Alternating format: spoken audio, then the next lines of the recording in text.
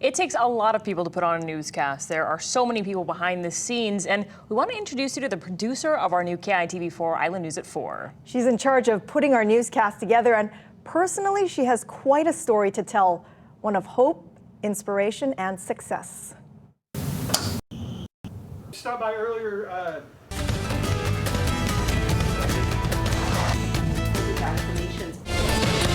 Covering all of Hawaii. So we've got some scattered areas of rain behind it. Being a news producer, okay guys, about 2 minutes still. Takes a special kind of person. Wrap, toss the desk, stand by. A good communicator, a leader. Would we be able to shoot from camera 3 or 1, depending on which side they have? Jade, is it? A strong writer. Someone who's prepared for the unexpected. I think maybe if we do that, was that a flash frame? Was that a flash frame, John? Victoria Cuba takes it all in stride. At least she makes it seem that way. As a producer, and I think anybody in the newsroom, you're under constant stress. But at the end of the day, I still love it. Because she gets to inform the public and tell stories.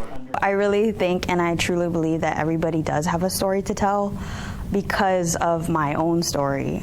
It's not something that I was willing to share when I was younger, and still sometimes I'm hesitant about today because, you know, some people see it as shameful.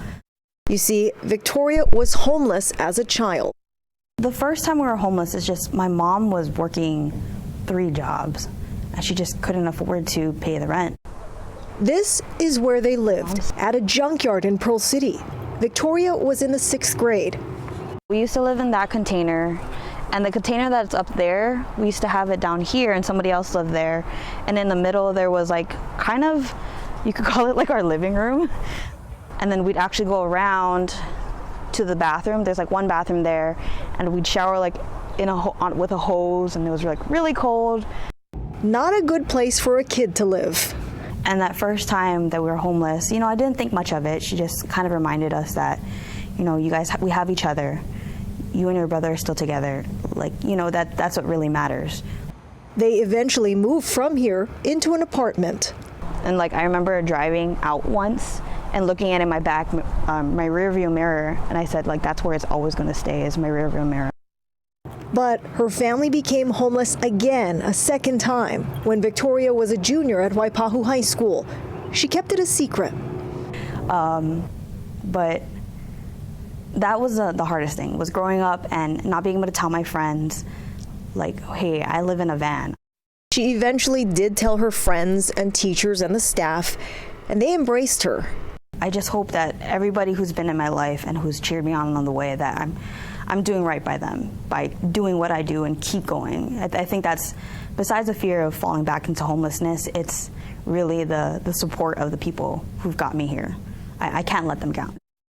People like Keith Hayashi, who was the principal of Waipahu High School at the time. He's now superintendent of Hawaii's public schools.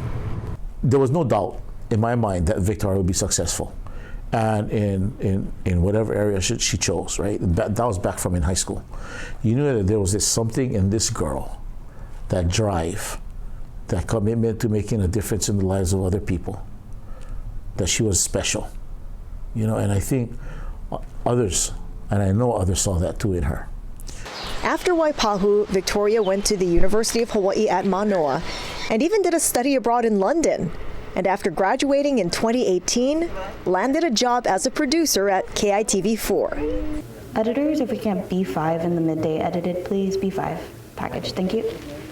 Last month, she was promoted to senior producer. You know, I think with Victoria, she was always driven because of what obstacles she went through. We're definitely all proud of her and who she is and who she's become. Also a proud moment for Victoria's mother and a thankful daughter for teaching her perseverance. You helped me get to here, so thank you. You're welcome, but after all, it's not how you start. If you told 15-year-old Victoria that she would be where I'm at right now, she would laugh because it would seem impossible. Like, the person I am today was just a dream. It's how you finish. Definitely a role model for all students, not only at Waipahu, but I think all students statewide.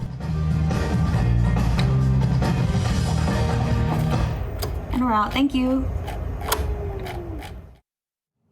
Never give up. Oh my gosh, her story is just so inspiring. And really, truly, if you don't know Victoria, she's really the hardest worker in our newsroom. She really is, and we really such a appreciate you, leader. Victoria. Yeah, we're so happy she's with us on the show.